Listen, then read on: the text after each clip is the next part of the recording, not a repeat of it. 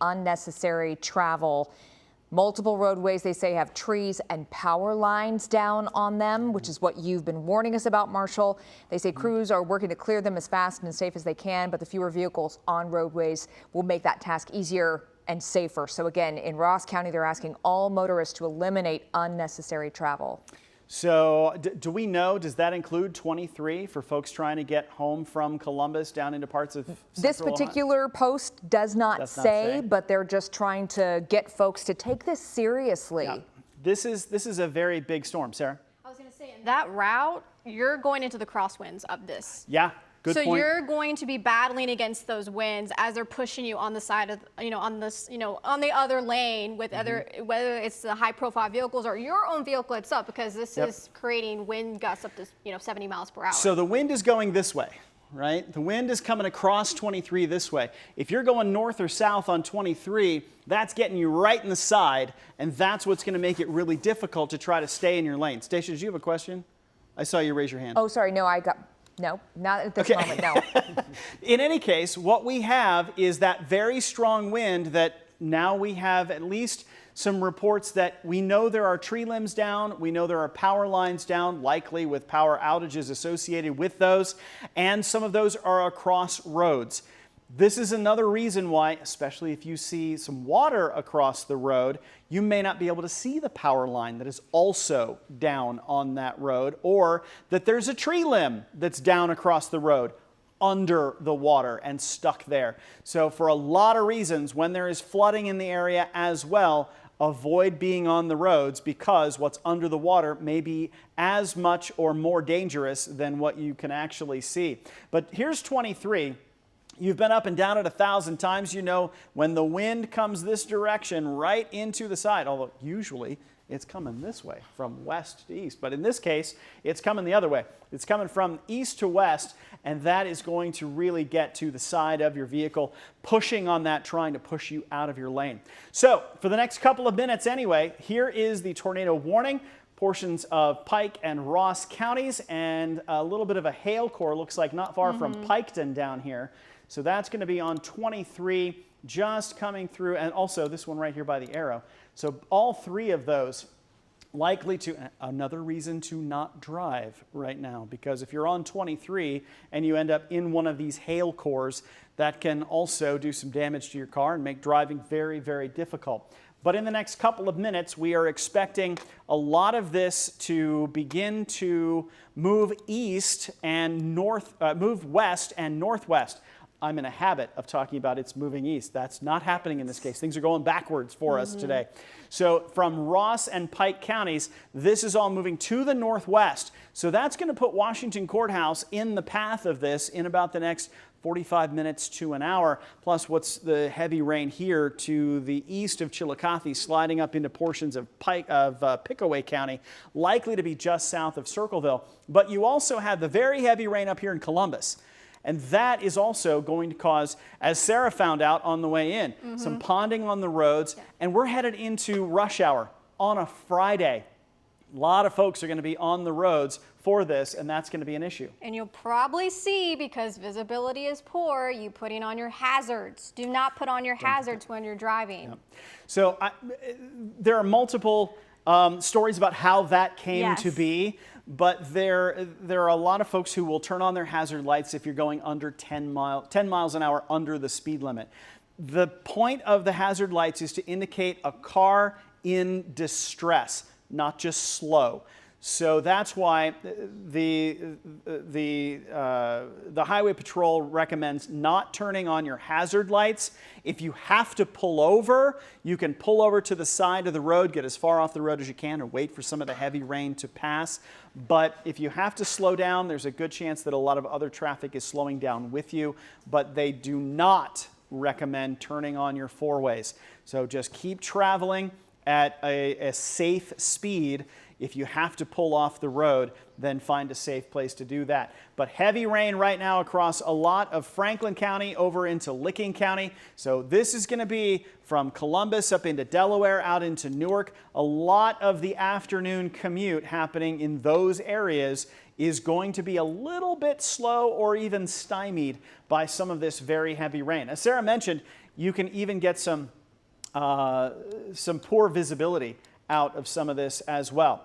All right, now we are down to a severe thunderstorm warning. The tornado warning has been allowed to expire for parts of Ross and Pike counties. That means it is time for ABC 6 News at 5. ABC 6 News at 5 on your side starts now. And of course, tonight we start with Helene coming to our neck of the woods in a very damp looking tower camera there. A wet and windy downtown Columbus and throughout our viewing area here. Wind advisory in effect. That includes most of central and southern Ohio, while a high wind warning is in effect for southwestern Ohio. Tornado warnings, as Marcia and Sarah have been talking about, just wrapping up in southern Ohio here in the past minute. Certainly a night where you want to be weather aware. And not lost on us that a week ago, this is the kind of rain we were praying for, but at this hour, it's enough to bring some tree limbs down, cause power outages, and some trouble there. As we reported moments ago, the Ross County Sheriff's Office asking everyone driving to eliminate unnecessary travel, saying multiple roads have trees and power lines down. They say they're working to clear them as quickly as they can, and we're already seeing plenty of outages all around. Here's a live look at AEP Ohio's outage map. Here's a lot popping up in the Clintonville area at this hour and south of Hilliard, as well as southern Ohio, especially around Chillicothe. It's also affecting flights to and from Glenn International. We're keeping a look at FlightAware, and the current flight status shows a number of delays at the airport. Let's get things back over to Marshall McPeek now as you track out what's ahead for us tonight. Marshall? So for the rest of the evening, we're going to see a little bit of all of this continue. So high school football games, especially to the west and northwest of Columbus, are definitely going to have some very heavy rain. Everybody's game is going to have to deal with some very gusty winds tonight. So it's going to be a running game tonight instead of a passing game because the wind is going to have a real impact on that. In the meantime, some of the heavy rain here in Columbus stretches back up into Delaware, up 71 into parts of Morrow County, up into Knox County, and out into Newark. So a lot of the region that's doing the afternoon and evening commute headed to the north, northeast, and east is going to stay in some of this very heavy rain, and it will continue to cause some issues for the next few hours. In the meantime, we also still have the wind to deal with, and for the next few hours, we have a high wind advisory as well as a high wind warning in effect. That covers most of central and southwestern Ohio between now and at least 10 o'clock, some of it until midnight. Gusty winds of 50 miles per hour, some of which we've already seen this afternoon, that has caused some power outages. Driving becomes a challenge because of the ponding on the roads. Try to avoid driving through any floodwaters, and the downpours are going to continue for a while yet. So the wind and the rain are going to continue to be an issue well into the evening tonight. We're going to track out where all this is headed and what it means for your weekend coming up in just a few minutes. Let's check in with Steve Levine, who is out in Mobile Track tonight. Steve, tell us what you're seeing.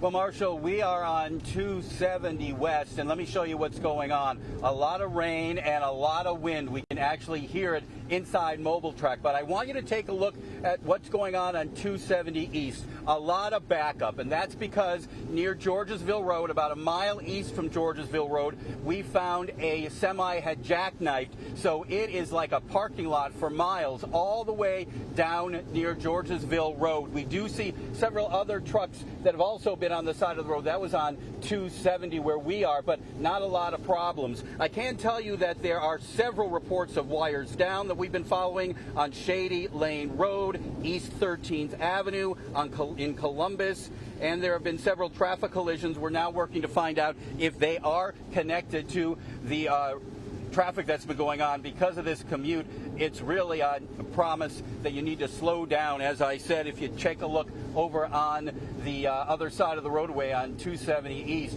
you can see that it is bumper to bumper. We will be here throughout the newscast to let you know what's going on. We are live in Mobile Track. Steve Levine, ABC 6 News. Marshall? Thank you, Steve. Be safe out there. You're going to want the ABC 6 app tonight. It can literally be a lifeline if the power goes out during severe weather because it's on your mobile device. Have it charged up, ready to go. You can watch the newscast. As long as you've got cell service, it'll still be there. It's free. Just search Ohio WX in your app store.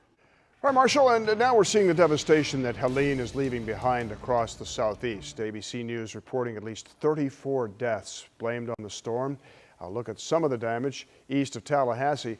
Helene making landfall last night as a Category 4 hurricane in the Big Bend region just to the south of Tallahassee. Helene also bringing torrential rain to Atlanta, prompting a rare flash flood emergency. Here are multiple angles showing neighborhood streets looking more like rivers. Fire crews there say they've had to rescue dozens of people from their homes. Now, this gives you a better idea of just how high some of this flood water is. You can see a submerged car in the middle of the road there with water coming right up to its windows. And similar scenes in North Carolina. This could be an area that sees real problems here. Some flooding in Asheville. Propane tanks actually seen floating down the road. And this picture out of Irwin in eastern Tennessee, over 50 people stranded on the roof of a hospital as floodwaters rose around them. That complicated evacuation, but they did manage to get everyone to safety. Helene expected to keep dumping rain in the southern Appalachians before stalling out over the Tennessee River Valley this weekend. Now, we know Ohio Task Force 1 is in the Tampa, Florida area tonight. They're backing up local safety personnel performing search and rescue operations, as well as helping storm surge victims. Earlier today, we spoke with Dr. Nicholas Kamen about today's mission. He's an emergency physician from the OSU Wexner Medical Center. We'll be doing search today, and we have a canine team and a search team and a rescue team, and we're hoping to help the local and county rescue teams with their missions. Dr. Kamen says Ohio Task Force 1 will be in the region for up to 2 weeks. Turning now to football. In the football fever tonight, the Buckeyes opening up Big Ten play on the road tomorrow, visiting Michigan State for what's set to be their biggest test thus far in the season. Sports director Dave Holmes live in East Lansing tonight awaiting the team and has more on what we can expect. Dave? Hello there from East Lansing, site of that game tomorrow night between the Ohio State Buckeyes and the Michigan State Spartans. This will be the Big Ten Conference opener for the Bucks. While Michigan State goes into this game 1-0 so far in the young Big Ten season, the Spartans have a road win over the Maryland Terrapins. That said, Ohio State's still a heavy favorite in this game. The Buckeyes picked by 23 points in the spread. Makes sense. They've been a dominant team so far. That said, Michigan State, though, is the best team by far the Buckeyes have played this season. And you never know what to expect when you go on the road in a conference opener. Earlier this week, Ryan Day said his team shouldn't be satisfied with that 3-0 start, especially now that the competition is about to jump. This is new. I mean, you're going on the road in a conference environment. I'm sure they'll have a great crowd, night game. They're playing good football, so we've got to face our first challenge on the road, and that comes with a lot of different things. And like you said, new traveling and handling the crowd noise and all the above. So good challenge for us. We're looking forward to it.